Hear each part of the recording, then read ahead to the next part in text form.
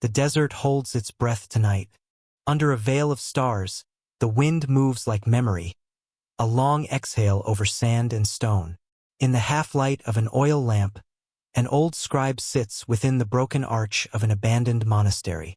The air tastes of dust and myrrh. His fingers tremble, tracing faded ink across a fragment of parchment. Each stroke glows for a moment, then fades into the stillness around him. The lamp's flame bends and flutters, as though it too listens for the words that have not been spoken in 2,000 years. He writes without sound, for silence is his only companion. Somewhere beyond these dunes, cities sleep, unaware that beneath the same sky lies a truth once whispered and then buried. The scribe pauses, his eyes following a trail of sand slipping through a crack in the stone floor. He wonders how many words have already been lost to time. Perhaps truth is not destroyed by flame or by decree, but by the gentle erosion of centuries. The night deepens, and the parchment before him seems to breathe. It is said that in the earliest days, when the first gatherings of followers formed by lanternlight, there were sayings never shared, lessons meant for those who sought not knowledge but stillness. These were not parables to be preached. They were meditations shaped like breath, meant to be lived rather than written. One fragment, found centuries later among the ruins of Nag Hammadi, spoke of a voice that could not be contained. "Be still, and you will remember what the world has forgotten." The scribe copies this line with reverent care. He knows it is dangerous. These are the teachings that councils once forbade, calling them too luminous, too free. Many who carried them were silenced. In Alexandria, scrolls that bore such whispers were fed to fire. In Antioch, whole libraries sealed beneath stone. Yet some pages survived, hidden in earthen jars, carried by monks across the sands, protected not by sword or decree, but by quiet devotion. As he writes, the scribe imagines the long chain of hands that kept this silence alive. He sees a monk in Cappadocia, carving faint letters into cave walls before dawn. A nun in the Thebaid, burying papyrus beneath roots of olive trees. A pilgrim in Damascus repeating words by heart so that they would live even if parchment did not. History does not remember their names, but their stillness hums beneath the surface of time like a buried pulse. The old scribe dips his reed into ink once more. His hand moves slower now. The flame is weakening, the wick sinking into its final glow. Beyond the stone arch, the horizon shimmers, that border where night meets the color of ash. He begins to whisper the words as he writes them, though none remain to hear. Blessed are those who speak through silence, for they will be understood beyond sound. The desert answers with a low sigh of wind.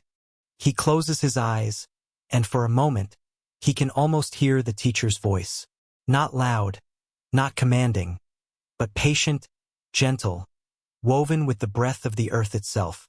There are no promises of power, no thunder, only a quiet light that asks nothing and gives everything. In that stillness, the scribe realizes that the message was never meant to be owned. Perhaps it was never meant to be written at all. The gospel was not in the ink, but in the pause between the words, in the space where thought dissolves into reverence. When morning comes, there will be no trace of him. The wind will sweep through the monastery, scattering his pages into the dunes. Some will crumble to dust, others will vanish beneath drifting sand, and one may be found centuries later. A single line deciphered by candlelight in a scholar's study, mistaken for poetry. But those who listen closely will feel it, the breath within the silence, the unspoken prayer carried across ages. In the distance, the stars begin to fade. The lamp flickers once more and goes out. For a heartbeat, everything is still, the kind of stillness that feels alive, as though the earth itself holds its breath in remembrance. And in that quiet, it becomes clear. The truest gospel was never lost, only transformed into silence.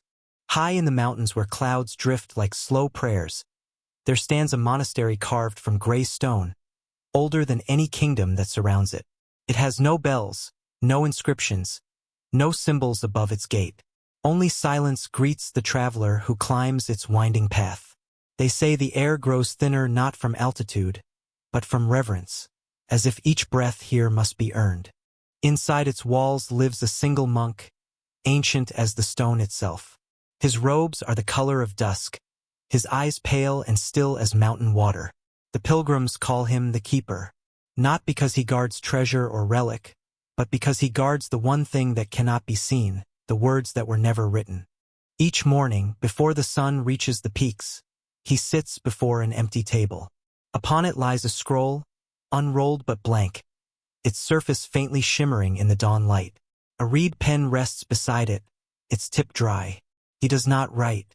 He only breathes, slowly, rhythmically, as though the air itself were scripture. To those who have asked why the scroll remains empty, the Keeper only smiles. "It is not empty," he says softly. "It is full."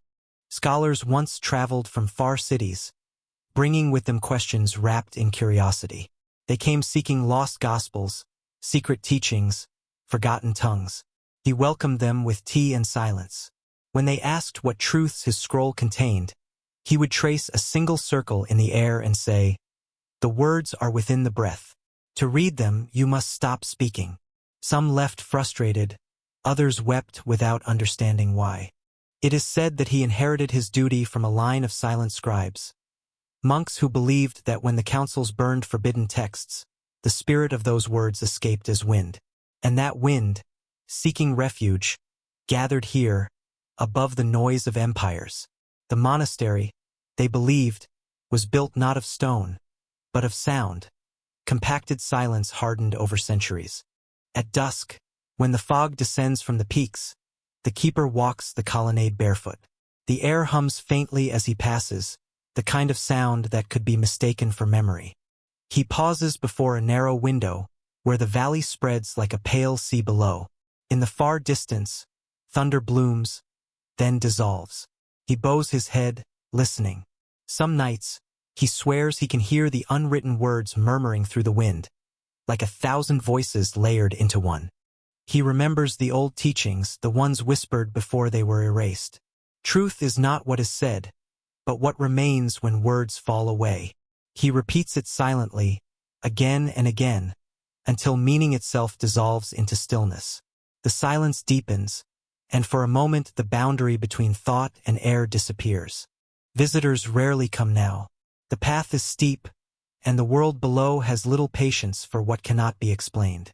But once, in late autumn, a young woman arrived, a scholar from the coast, carrying scrolls and questions. She had heard rumors of the Keeper and his invisible gospel. She bowed before him and asked, "Is it true that you guard the last words of the lost teacher?" He looked at her gently. "The last words," he said. "No, only the first. Some truths cannot be contained by scripture." She frowned, waiting for explanation. None came. He led her to the empty scroll, the reed pen beside it. "Write what you know," he said. She dipped the pen in ink and began. Her hand trembled as she realized each word vanished as she wrote it, fading into the page as though absorbed by air. She gasped, thinking it a trick, but he shook his head. "The page remembers," he said. "You do not need to." When she finished, the scroll looked as it had before, blank, silent, glowing faintly in the dim light. Yet she felt changed, as though something unspoken had taken root in her chest. "What does it say?" she whispered. The Keeper smiled. "It says what you were too afraid to say aloud." That night, she dreamed of wind moving through corridors, carrying syllables made of light. When she woke, she tried to recall them but found only peace. A vast, wordless peace that lingered like incense. She left before dawn, leaving her notes behind. Years later, she would become known for her translations of ancient mystical texts. None contained a single direct quote from the teacher, yet every reader swore they could hear his voice between the lines. The Keeper still sits at his table, his scroll unmarked. Some say he will remain until the last word ever spoken fades. Others believe that he is not a man at all, but the spirit of language itself, tending the silence from which all meaning is born. And when the wind sweeps down from the peaks at dusk, it carries with it a sound softer than breath, the echo of words that were never written, yet have always been known. Perhaps silence is the oldest scripture. Perhaps the truest gospel was written not in ink, but in the air between heartbeats. The night sky is a scripture few remember how to read. Long before words were carved into stone, before parchment or creed, humanity looked upward and found its stories written in light. Stars arranged themselves into patterns: serpents, lions, doves, hunters. But some said there was another map hidden among them, one not meant for the eyes of kings or priests. They called it the Gospel of the Star Map, and for centuries, it was whispered of only in fragments, like a constellation glimpsed through mist. Some voices only echo when we are ready to listen. It begins in a monastery on the island of Thasos, where the salt wind carries voices from the sea. In a locked chamber beneath the chapel floor, an aging monk works by moonlight. His name is Brother Ionas, and his hands are stained with ink the color of midnight. Before him lies a mosaic, not of saints or angels, but of constellations, pieced together from blue lapis and crushed pearl. Some tiles shimmer faintly in the lamp's glow, forming a spiral that bends toward the east. He has been forbidden to study it. The council called the Mosaic heresy, a pagan remnant, they said, linking heaven too closely with flesh. But Ionas cannot turn away. Night after night, when the monastery sleeps, he traces the stars with his fingertips, connecting one point to another until they form a shape unseen in any known zodiac. A man standing with arms raised, haloed not by light, but by orbiting rings of fire. Legends tell that this figure, the celestial man, once represented the divine breath moving through the cosmos. To the earliest mystics, each star was a syllable, each constellation a sentence in a language older than Scripture. They believed that creation itself was an act of speech, that God spoke the universe into being, and the stars were the lingering syllables of that word. The forbidden gospel, it is said, was not written in text but mapped in light. Brother Ionas begins to notice something strange. As he studies the mosaic under different phases of the moon, the pattern seems to shift. Lines that once pointed north now spiral inward, forming the shape of an eye. He sketches it carefully on parchment, overlaying each new position until the chart looks alive, a breathing geometry. He realizes that the map does not show the stars as they are, but as they were, or perhaps as they will be. One night, during the winter solstice, the ocean wind howls against the monastery walls. The lamps flicker. Ionas kneels before the mosaic and whispers the prayer of the astronomers. Let me see the pattern beneath the pattern. When he opens his eyes, the stars above the island seem brighter, the constellations almost trembling. He senses that the heavens are not distant but near, that each pulse of starlight mirrors the beating of a heart somewhere on earth. What he does not know is that similar maps have appeared elsewhere, carved into obsidian tablets in Babylon, drawn on temple ceilings in Thebes, etched faintly into a fresco beneath the plaster of Ravenna. Each shows a different sky, yet the same spiral, the same luminous figure with outstretched arms.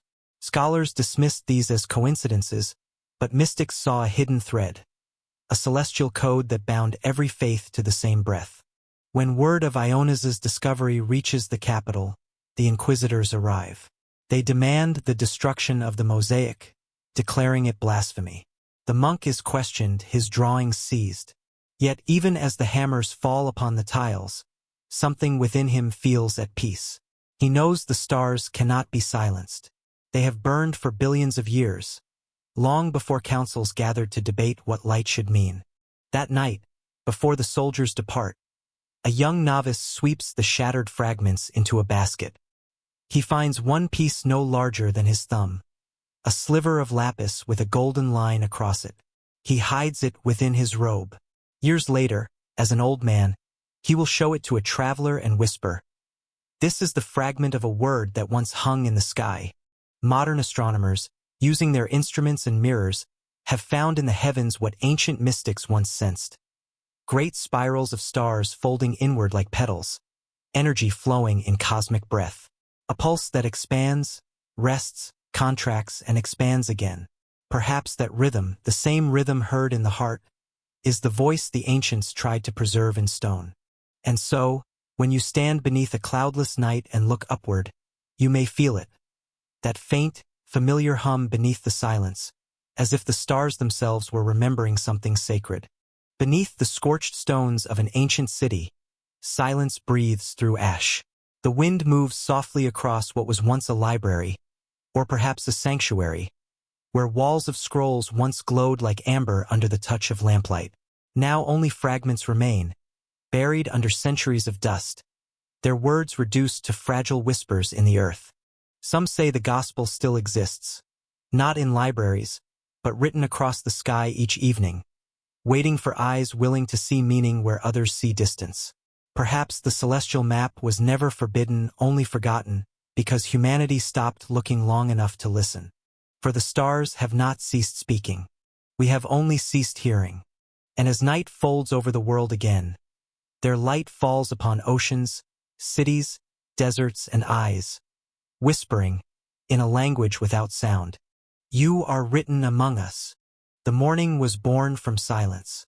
The sky, pale as unpolished stone, hung over the hills of Judea like a held breath. Dew trembled on olive leaves, and the earth smelled of dust and myrrh. At the edge of a narrow garden, beneath the hollow curve of rock, an open tomb waited, its darkness calm, its emptiness whole. The story has been told 1,000 ways, of angels, of light, of the stone rolled back. But few speak of the silence that came after. For in that hush, before the first cry of astonishment, something deeper was heard. Not a voice, but an echo that seemed to come from within the earth itself.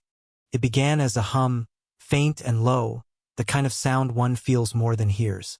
The women who had come to tend the body felt it beneath their feet, in the soles of their sandals, in the rhythm of their hearts. They stood still, jars of oil trembling in their hands. The cave before them seemed to breathe, exhaling air cool and ancient, as if the stone itself had learned to sigh. One of them, Mary, the one from Magdala, stepped closer.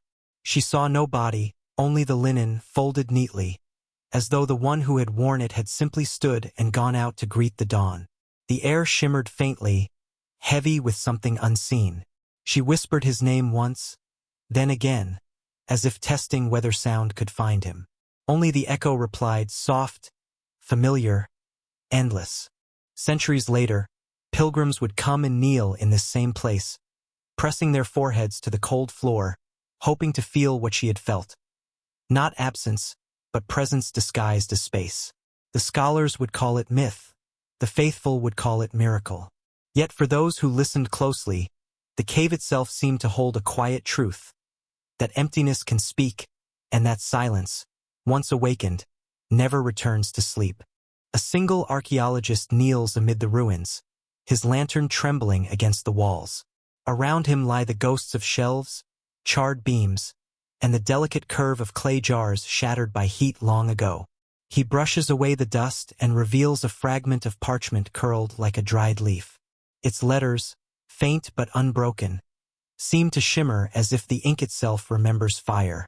Inside the tomb, faint light from the entrance touched the walls. Tiny crystals in the limestone caught the glow, scattering it into a constellation of small, trembling stars. It was as though the stone remembered the stars that had watched over creation, long before men learned to name them.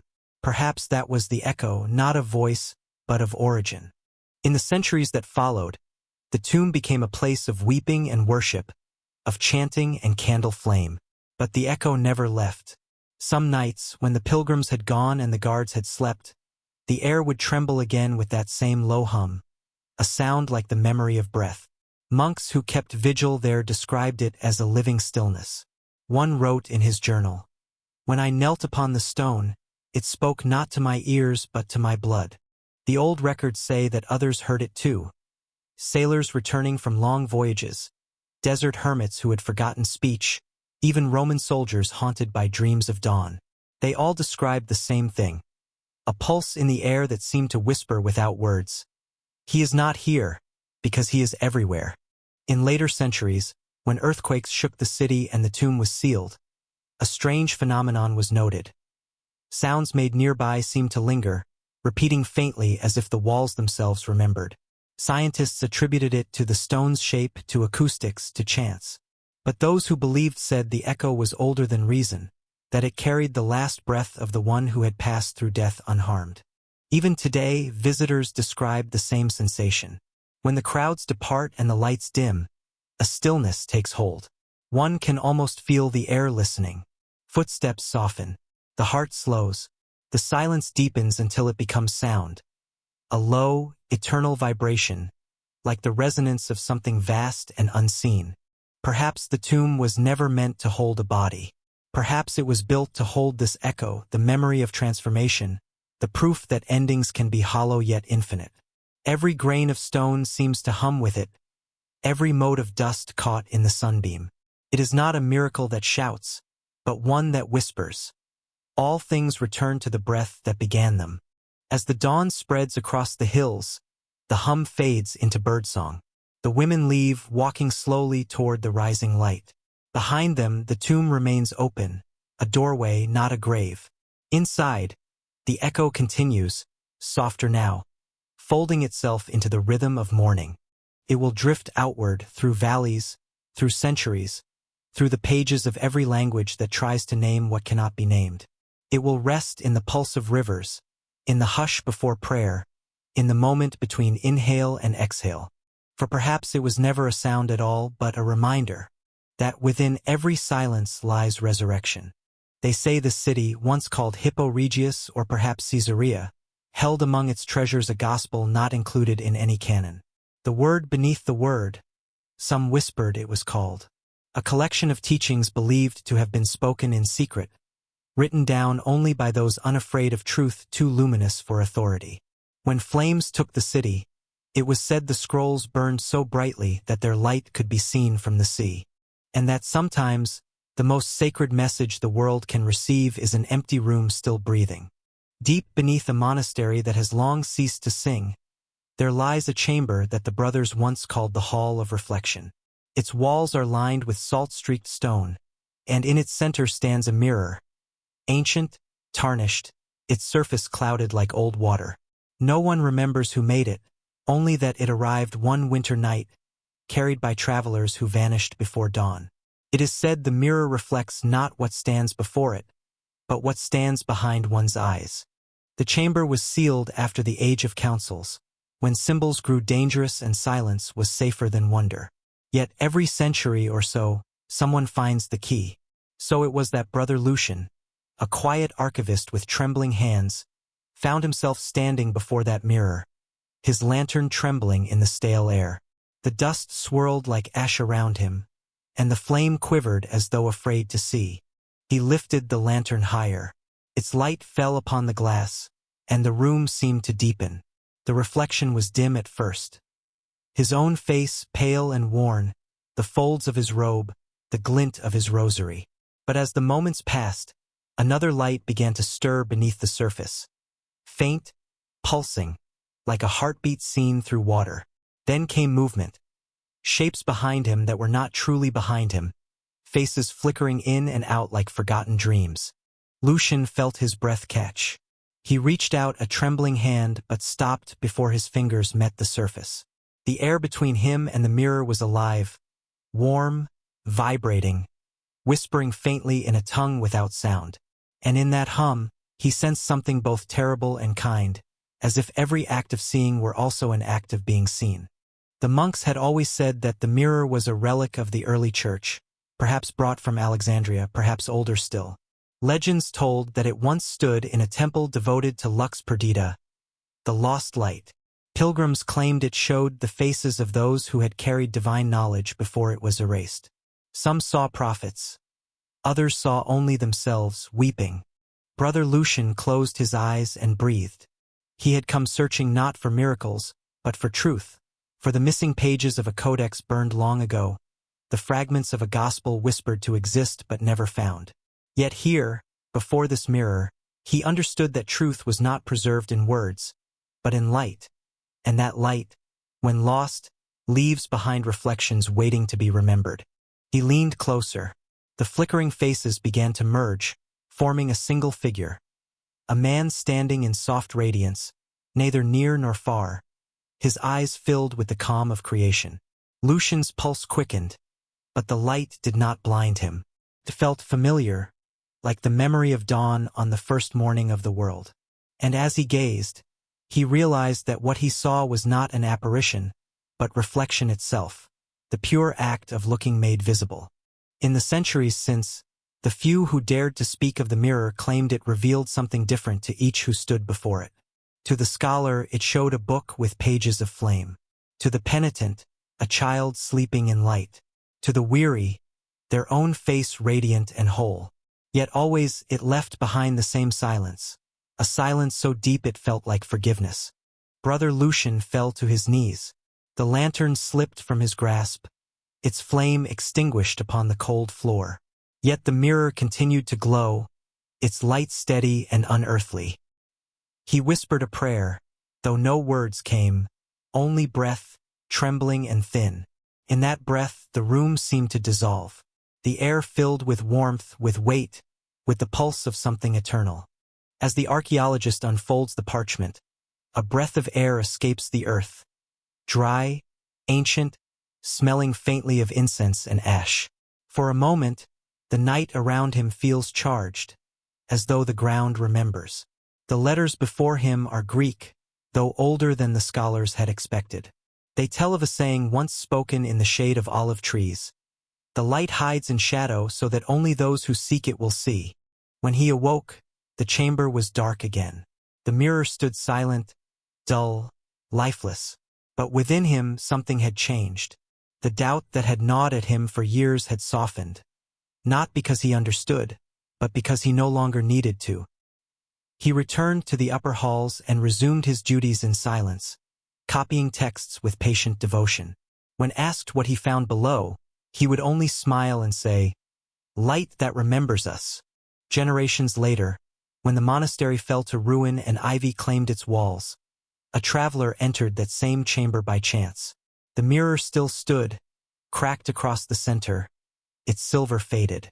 Yet when the traveler raised his torch, faint traces of reflection stirred again. A shimmer like a held breath, a flicker like distant stars. He turned away quickly, heart racing, uncertain whether what he saw was memory or miracle. Perhaps the mirror reflects not what is, but what the world has forgotten, the glow that once bound the human soul to the divine.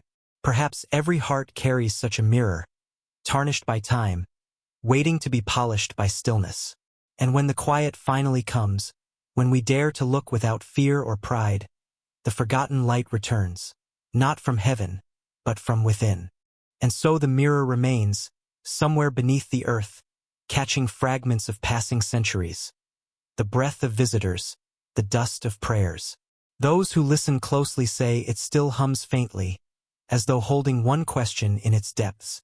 When the light looks back at you, will you recognize yourself in it? Evening settles like a prayer over the hills of Galilee. The wind moves through the olive trees with the rhythm of slow breathing, and the sky fades from gold to blue, from blue to the deep hush of night. Somewhere, a shepherd's bell drifts through the valley. A single note, distant, steady. The world exhales. It is said that breath was the first gift and the last promise. In the beginning, when the world was still a whisper, the breath of the divine moved across the dark waters and stirred them into motion.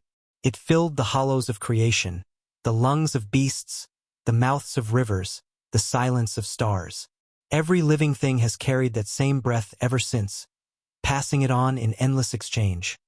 From leaf to wind, from tide to cloud, from mother to child. And though centuries have folded like pages, the breath remains, invisible, patient, moving through time as through a body. Some have called it spirit, others life, others light. But the old mystics gave it another name, Ruach, the breath that never dies. In a forgotten monastery by the sea, where gulls cry above the broken roof, an old monk sits by a window watching the tide. His hands, thin as parchment, rest upon a wooden table. Before him lies no book, no candle, no relic, only a small clay bowl filled with water. Each evening, as the sun sinks, he leans over it and whispers a single word, "Return." The surface trembles, rippling faintly with his breath. He has done this every night for 40 years, ever since the day he found a fragment of a scroll in the ruins below the cliffs. a single line preserved by salt and chance. He breathed, and they became. No context, no author, no seal. Only that. He reads it aloud, his voice quivering. The words fall like soft rain upon the silence. And though he does not believe in miracles, he senses the faint hum of something eternal moving beneath his feet. The desert wind sighs through the ruins, stirring flakes of ash that dance in the lamplight like pale spirits. At first, he thought it was a remnant of Genesis, one of many ancient copies. But when he held it to the light, he saw another sentence hidden beneath, faint as smoke. He breathed, and they remain. He understood then that creation was not a past event. It was ongoing, happening still in each inhalation. The world, he realized, was not finished. It was breathing. As he sits by the window, the sea sighs below, an oceanic rhythm that seems to match his own lungs. He watches the horizon fade into darkness and feels the breath moving through him. Ancient, endless, unchanged. He wonders if this is what the teacher meant when he spoke of eternal life, not endless time but endless breath. Sometimes, when storms gather, the monk descends the cliffs and walks the shoreline. The wind lashes his robe, the waves break around his feet, and he listens. Between the thunder and the surf, he can hear something older. The same hum that fills caves, tombs, temples, the same quiet voice that moves through all things that still have life. He closes his eyes and repeats the prayer of the silent order. As it was breathed into me, so I breathe it into the world. The years fall away. His body weakens. His steps grow slow. But the breath remains steady, constant as tide. When he can no longer walk, he returns to the window and watches the sea through eyes clouded with age. He has written nothing, though he has spoken with many who came seeking answers. To each he gave the same teaching: listen to your breath. You will hear the beginning of all things. When his final evening arrives, the sky is clear, the stars sharp as memory. He lifts the bowl once more and whispers, "Return." The word ripples through the water like wind through wheat.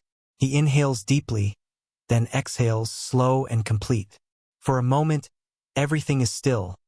The sea, the trees, even the flame of the distant lighthouse.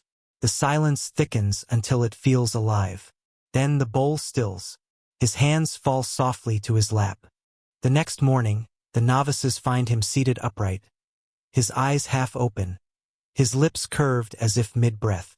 The bowl before him is empty, yet the air in the room feels warm, newly exhaled. One of them, a young brother barely grown, leans close and swears he hears a faint whisper, gentle as dawn. I remain. They bury him on the hill above the sea, facing the horizon. The wind passes over the grave and into the valley, carrying his breath onward, mingling it with all others. The sigh of the ocean, the rustle of leaves, the laughter of children yet unborn. The cycle continues unbroken. And so, the breath travels, through centuries and bodies, through language and silence. It fills the sails of ships, the lungs of newborns, the deep hollows of sleeping mountains. It moves unseen, unclaimed, eternal. The quiet rhythm beneath all things that rise and fall. Perhaps this is the truest gospel, the one never lost because it was never written, the gospel that lives inside the breath itself. A faith not in words, but in the living pulse that joins every creature to the next. Close your eyes. Inhale slowly. Centuries earlier, in this same place, a young scribe had written those words with trembling hands. He knew the council would call them dangerous, that they would condemn the very breath from which they were born. Yet he wrote them anyway, not in defiance but in devotion. For he believed that truth, even when hidden, finds its own way to speak. What you breathe in has been breathed before, by prophets and children, by kings and wanderers, by the teacher who once spoke in the wind. And as you exhale, you continue his story. For though the candles fade, the parchment burns, and the voices fall to silence, the breath remains. It was there in the beginning, and it will be there in the end. The quiet, sacred rhythm of all things returning home. When the fires came, he stayed behind. They found his body near the doorway, his fingers still clutching the edge of a scroll that refused to burn. Some said the parchment was protected by divine hand. Others said it was only dampened by oil. But in the centuries that followed, that fragment and others like it became whispers of something forbidden yet pure. The archaeologist presses the scroll gently between two sheets of glass, his breath fogging the edges. He knows it will soon be taken, catalogued, filed away, reduced to number and index. Yet he also knows that the power of the words cannot be contained. They will echo in minds that read them, in dreams that wander through the ruins of faith and time. He looks around at the remains of the city, the collapsed arches, the hollow wells, the outlines of houses once filled with laughter. It is as if the earth has written its own gospel here, one of loss and endurance, of beauty surviving even in ruin. The stones themselves seem to speak. Not all that burns is lost. Night deepens. The stars hang like cold embers above the site. The archaeologist extinguishes his lamp and sits in the dark, letting his eyes adjust to the moonlight. The desert feels infinite, yet intimate, as though it has been waiting for someone to listen. He can still hear the faint crackle of the ancient fire, echoing across centuries, fading now into the rhythm of his own heartbeat. Perhaps the fire was not destruction, but revelation.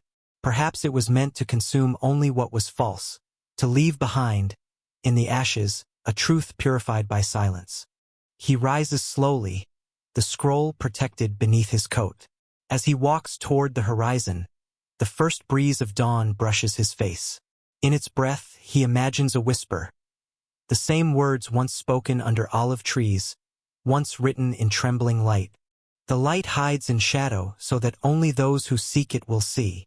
And when he looks back, the ruins are already fading into the pale haze of morning, as though the city, the scribe, the fire, and the scroll had all been only a dream the earth chose to remember. At the edge of the mountains where the sky leans close to the earth, the wind arrives like a quiet teacher. It carries the breath of cedar and snow, and the faint chime of a bell somewhere beyond the ridge. Dawn is a pale veil. On a stone terrace above a river that threads through rock like a silver sutra, a figure in travel-worn robes pauses. He does not speak. He listens. The wind moves through the pines and the pines answer, and for a moment the whole valley seems to lean toward a single silence, as if it recognizes something returning. Caravans once passed here along the old silk roads, merchants with lapis and spice, pilgrims with small lamps cupped in their hands. Stories traveled with them in low voices, wrapped in cloth like precious jars.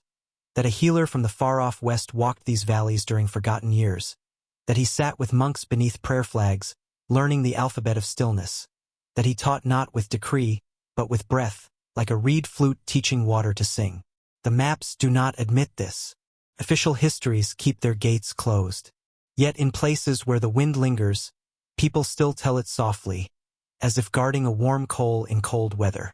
In a monastery carved into the mountain's blue shadow, saffron-robed novices sweep stone corridors with reeds. Their sandals whisper. In the chapel, an oil lamp burns before a simple icon. Not a painted face, but a blank gold leaf, as if light itself were the image. The old abbot lifts a thin scroll with careful hands. He says it was copied long ago from a fragment found in a ruined wayhouse near Taxila, a crossroads of worlds. Greek letters once lived here beside Sanskrit, and carvings of the Gandharan style gave stone a gentle human gaze. Even now, along empty roads, weathered shrines hold faces that look both east and west, as if compassion had learned two alphabets and preferred neither. The scroll tells a small, star-marked saying, "Blessed is the path that forgets its name." Beside it, a marginal note in an unfamiliar hand. He taught with pauses. The abbot smiles when he reads this. He remembers an older monk who used to say that mountains teach with distance, rivers with return, and wind with nothing at all. The novices bow, and the bell sounds again.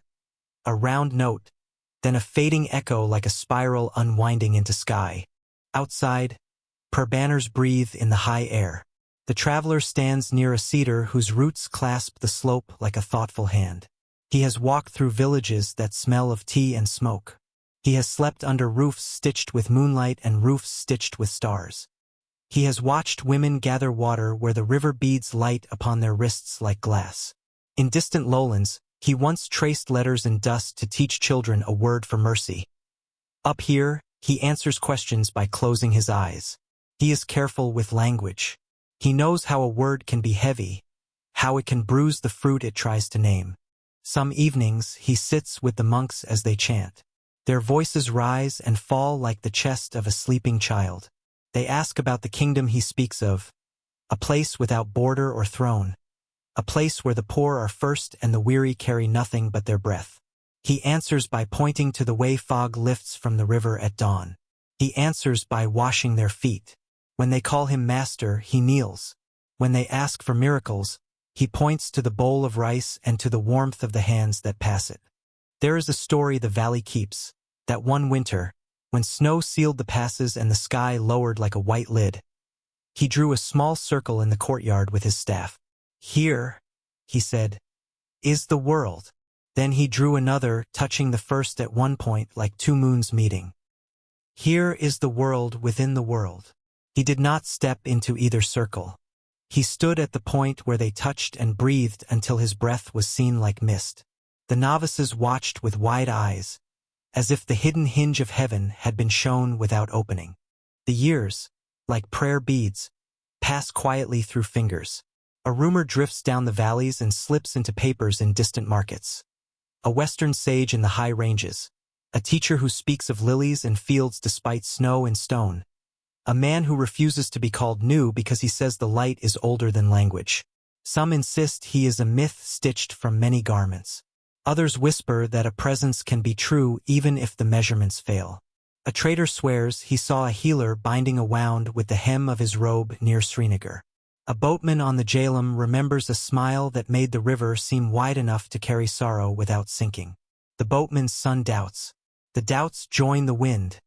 The wind keeps them. One late afternoon, the traveler descends to a small hermitage by a lake that holds the sky like an unbroken mirror. He kneels not to be seen, but because the body sometimes remembers before the mind. The abbot places the scroll in his hands. For a long time, neither speaks.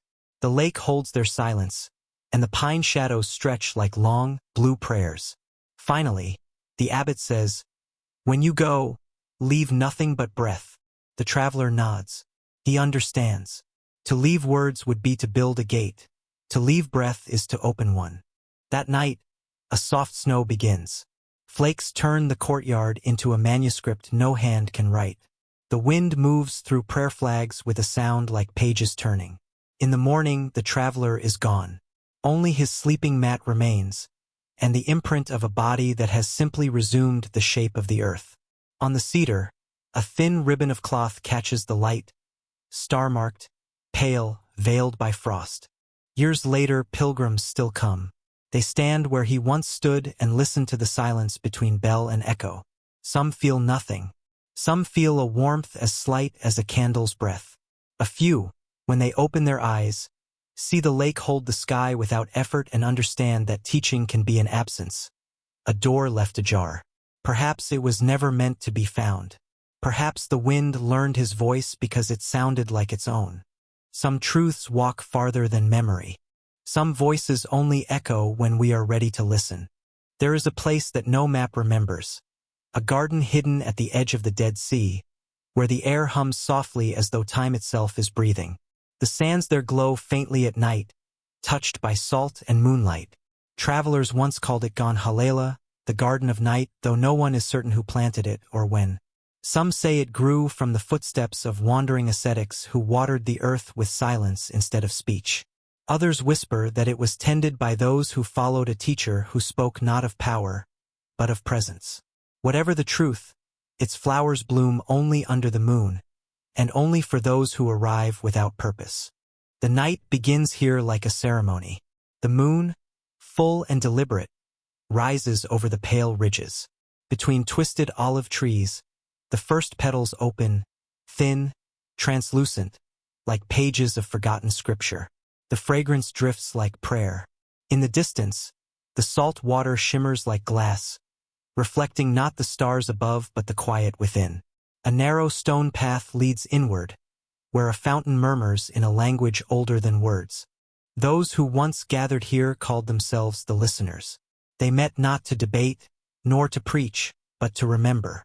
Among them were women who had walked with prophets, shepherds who had heard voices in wind, and a few scribes who had carried forbidden texts hidden beneath their robes. They believed that revelation was not sound but breath, that the divine did not thunder but whispered in pauses between heartbeats. One scroll, discovered centuries later among the fragments of Qumran, spoke of a garden where light blooms in shadow. Scholars dismissed it as allegory, yet within its fragile lines was a single phrase written in Aramaic. He taught beneath the moon that eyes must learn to see in the dark. The handwriting was uneven, hurried, perhaps written by torchlight, but those words, faint and half-buried, still seemed to glow when read aloud, as if their ink was mixed with starlight. In the garden, silence was the law. The disciples would arrive barefoot, leaving their sandals by the threshold of stone. No torches, no songs, no questions. Only the sound of the fountain and the pulse of crickets hidden in the reeds. They sat in a circle among the moonflowers. Some called it prayer, others listening. The teacher, whose name has been lost to both history and scripture, would trace patterns in the dust, spirals and stars, and then erase them with his sleeve. It was said that his words were few, but that each carried the weight of sky. The kingdom is like fragrance, unseen, yet it fills all things. The garden became a refuge for those who feared the fires of councils and empires. When Rome burned libraries, when priests sealed heretics in silence, the listeners returned here. They brought scraps of parchment, shards of memory. One hid a tablet beneath the fountain stone. Another buried a sealed jar in the roots of an olive tree. None claimed to know which teachings were true. They only knew which ones made the heart grow still. Centuries later, a traveler from Alexandria rediscovered the place. His journal, now kept in a monastery near Jericho, describes entering the valley by moonlight and hearing nothing but the sea's low hum. He wrote of flowers that closed with the dawn, of inscriptions too faint to read carved into stones shaped like tablets. He stayed one night, and when he left, he carried no relics, only a single sentence written in his own trembling hand. I heard nothing, and yet I understood. Tonight, the garden still breathes beneath its shroud of dust. The olive trees twist like ancient scribes, their roots tracing forgotten letters through the soil. The moon remains its sole witness, unchanged, unblinking, patient. Perhaps the garden was never a place, but a condition of the heart. Perhaps it blooms wherever silence is chosen over certainty. If one listens carefully, the wind still moves through the stones, carrying whispers of those who once sat in that circle. A woman's laughter, faint as the rustle of petals. The rhythm of breath shared in wordless prayer. The soft splash of water upon stone. It is said that if you close your eyes there, even now, you might hear the ghost of the teacher's voice, not in sound, but in the stillness that follows it. And as the moonlight deepens, the garden fades into silver mist.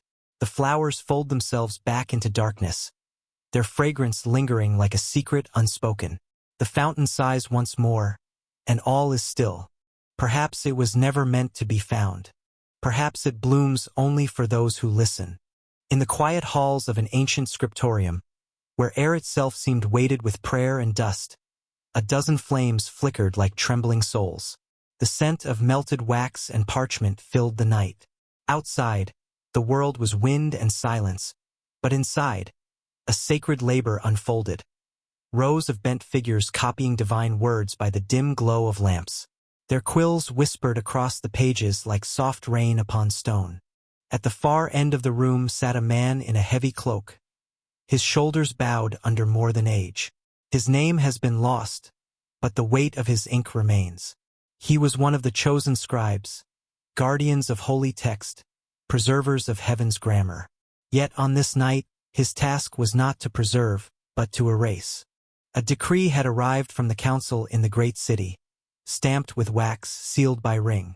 Certain words, it said, must never again be copied. Passages deemed dangerous to the soul. Phrases that hinted at the divine within man, the light within flesh. The order was clear. Blot them out. Rewrite the sacred line. Let silence consume what should not be remembered. He read the letter again beneath the candlelight. The wax seal glistened red, like blood dried long ago. Around him, other scribes worked in uneasy rhythm. Their quills scratched, their breaths caught, their eyes avoided each other. Some obeyed swiftly, dipping reed pens into ink and striking through the forbidden sentences. Others hesitated, hovering over the parchment as if their hands no longer belonged to them. The old scribe whispered to himself as he worked. Each stroke of the quill felt like a wound. He thought of the hands that had first written these lines, hands that trembled not from fear, but from awe. He imagined the first voice that had spoken them aloud, somewhere beneath the open sky, when scripture was still wild and breathing. He thought of the teacher's face, not stern but radiant, and wondered how light could ever be blasphemy. As the hours passed, the candles shrank to stubs. The room filled with smoke and fatigue. One young scribe, unable to bear the task, laid down his quill and whispered, "How can we hide what was meant to reveal?" The elder beside him hushed him quickly, eyes darting toward the door. They all knew the penalty for disobedience. Silence of a different kind. In some monasteries, they said, scribes who questioned orders disappeared before dawn. Others returned but never spoke again. Yet the rumor persisted that a few found ways to preserve what they were told to destroy. In margins, they left faint marks invisible to the untrained eye. In the spacing between lines, they hid letters that formed secret prayers. And in certain manuscripts, if one held the page against the light, faint shadows of erased words would shimmer, ghosts of illumination beneath the surface. The old scribe began to do the same. Each time he was ordered to blot out a phrase, he wrote it first on a scrap of parchment and tucked it inside his sleeve. "The kingdom is within you, the light that lives in all things. Do not worship me, for the fire is in you also." By dawn, his sleeve was heavy with fragments, like a heart swollen with memory. When morning came, the overseer walked between the desks, inspecting their work. The old man kept his gaze low, his breath steady. The overseer nodded once, approving, then left without a word. One by one, the scribes rose, stretched their stiff fingers, and extinguished the lamps. The scriptorium fell into darkness, but beneath that darkness, the embers of truth still glowed unseen. That night, the old scribe climbed the stone steps to the tower above the monastery. He stood beneath the stars, the hidden parchments pressed against his chest. The wind moved softly around him, tugging at his cloak like a patient hand. He whispered the forbidden lines into the air, his voice thin but certain. He did not shout. He did not weep. He simply returned the words to the night, where no decree could reach. When they found him the next morning, the tower was empty. Only a few scraps of parchment lay scattered by the window, fluttering in the dawn breeze. Some say he fled across the mountains. Others claim he was taken. But the monks who cleaned the scriptorium swore that when they relit the lamps, faint traces of erased ink glowed under the flame, words reappearing like stars after cloud. Scholars centuries later would uncover these strange manuscripts in forgotten archives. Layers of writing beneath writing, voices beneath silence. They would call them palimpsests from the Greek, meaning scraped again. Yet those who listen carefully know that nothing written in faith is ever truly erased. The ink may fade, the words may blur, but the intent, the breath, lingers like perfume on empty air. Some truths must be hidden to survive. Some lights can only be seen when the page is darkened. And somewhere in a forgotten monastery, if you listen closely between the cracks of stone, you can still hear the faint whisper of quills, the hush of hands writing what must not be written, and beneath it, the sound of one trembling voice praying to be forgiven for keeping the light alive. In a sun-faded village by the edge of a forgotten river, there lived a woman whose memory had become her only inheritance. Her hair was white like woven moonlight, her hands curved like the wings of a sleeping dove.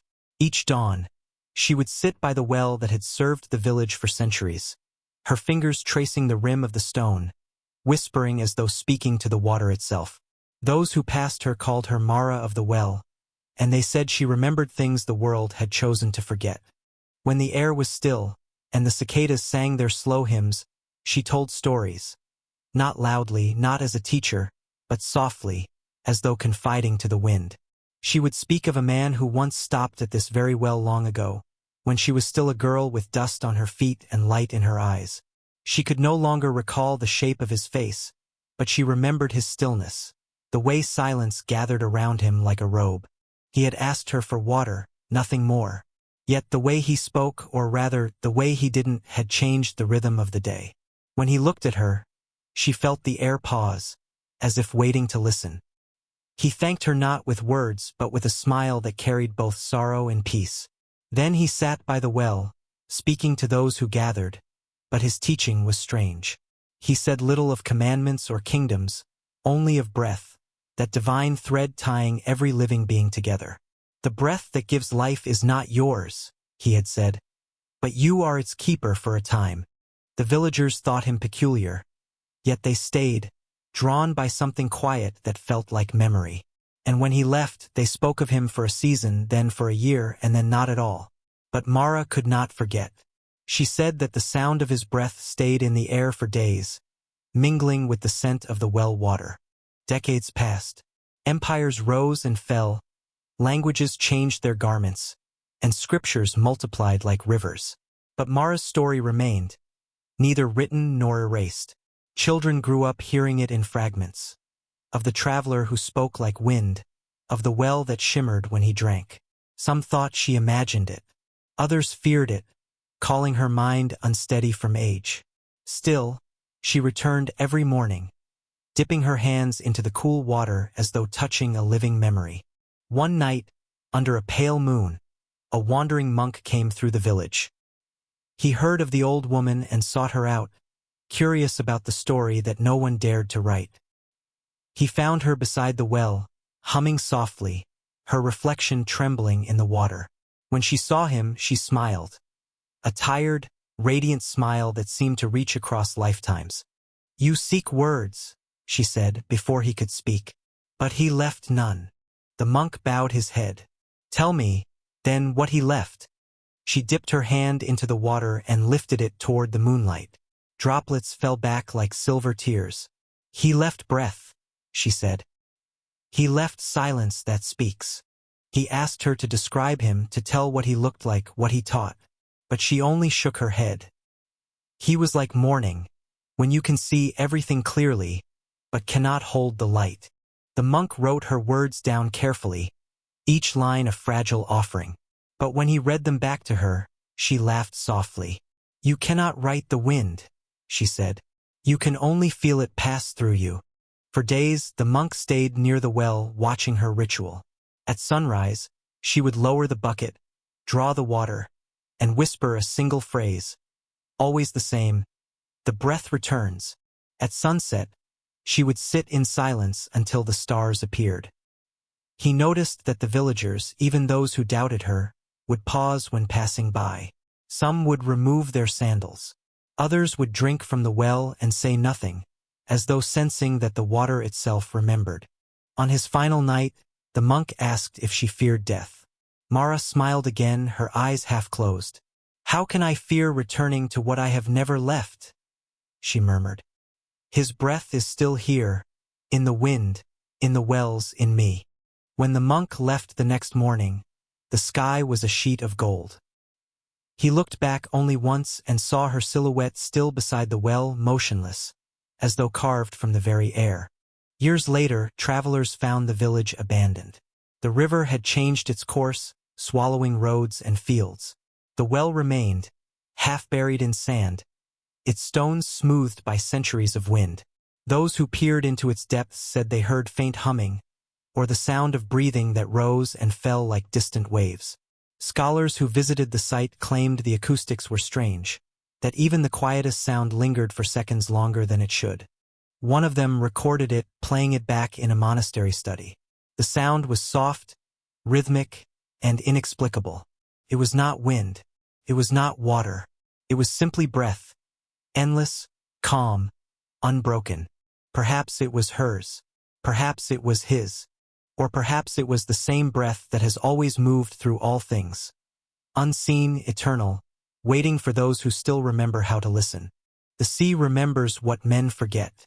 Long before cathedrals rose or scriptures were bound in gold, the shoreline itself was a sanctuary, a vast altar of water and wind. And there, between rock and tide, a cave once held a secret.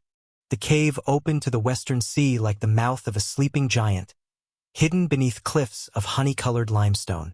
To reach it, one had to walk barefoot along the shallows, where waves licked the ankles and light danced in shards. The entrance was narrow, shadowed by ferns and salt. Inside, the air grew cool and damp, thick with the scent of seaweed and stone. It was here, the fishermen said, that a man once spoke words that were never written, a sermon carried not by parchment but by echo. They called it the Sermon of the Tide. No one knew when it was spoken, only that those who heard it never forgot, though they could not repeat what they had heard. Some said it happened after his return from the wilderness, others said before he vanished from the world entirely. But all agreed that the sea itself had been the listener, and that every wave since carried fragments of his voice. Imagine it. A small gathering in the half-dark, the light of dusk spilling through the cave mouth like liquid amber, the tide rising slowly, whispering against the rocks. The teacher stood barefoot, robe brushing the water, and when he spoke, his voice was not loud. It was shaped like the wind that moves through reeds. His listeners leaned close, for he spoke not of kingdoms or laws, but of the rhythm of the earth itself. How life moves like the sea, always arriving, always retreating. He told them that faith was not a wall to build, but a current to enter. That those who try to hold the tide lose its blessing, while those who let it pass through them are carried to new shores. One woman, years later, would recall only one phrase: the sea and the soul share a secret, both return to where they began. The waves echoed it, carrying it beyond the cave and out into the open water, where it mingled with the sound of gulls and the hum of wind. And then, as quickly as it came, the moment dissolved. When the listeners emerged, the night had already begun to fall. The stars above the sea shone with the quiet precision of truth, yet no one could remember the exact words spoken. It was as though they had been written not upon the mind, but upon the breath, meant to fade, not to stay. Centuries passed. Empires shifted, languages changed, the coastline eroded. The cave filled with sand, then emptied again. Sailors told stories of strange music heard near its cliffs, a low tone that rose only at dusk, like a voice half-drowned. Local monks would come to pray there, their chants mingling with the sea's long exhalations. One of them, a hermit named Leontios, wrote in his journal, "When I pray within the cave, I feel words come not from me, but through me." Perhaps the sermon still continues. In modern times, divers rediscovered the site. They found carvings etched faintly into the stone. Circles, waves, and a single symbol, an open hand within a spiral. The archaeologists called it ornamental, but the locals knew better. They said it marked the place where the sermon had once breathed. And when storms rolled in from the west, the sea would thunder against the cliffs, echoing in tones almost human. One diver, descending into the depths beneath the cave, described hearing a sound like distant singing. His equipment recorded nothing, but he insisted it followed him all the way to the surface. A pulse, slow and soft, like a heart remembering. He said it left him in tears, though he could not explain why. Perhaps the sermon was never meant to survive in words. Perhaps it was too vast, too fluid to be trapped in scripture. Its truth lived in movement, in the endless, faithful return of the tide, in the ceaseless rhythm of breathing. For what else is prayer, if not the rise and fall of the soul's own ocean? Now, when the moon pulls the sea toward the cliffs, the cave fills with sound once more. Not the roar of water, but a murmured chorus of voices, countless and kind. Some say it is the sea retelling the sermon to itself. Others believe it is the teacher's breath, circling the world like a tide that never rests. If you stand there long enough between wave and wind, you may hear it too, not as speech but as pulse. A low hum beneath the surface of everything. And as dawn touches the horizon and the water withdraws, the cave grows silent again, leaving only salt upon the stone, the faint aftertaste of something sacred that refuses to fade. Perhaps the words were never lost. Perhaps the sea simply keeps them safe, repeating them softly for those who listen between the waves.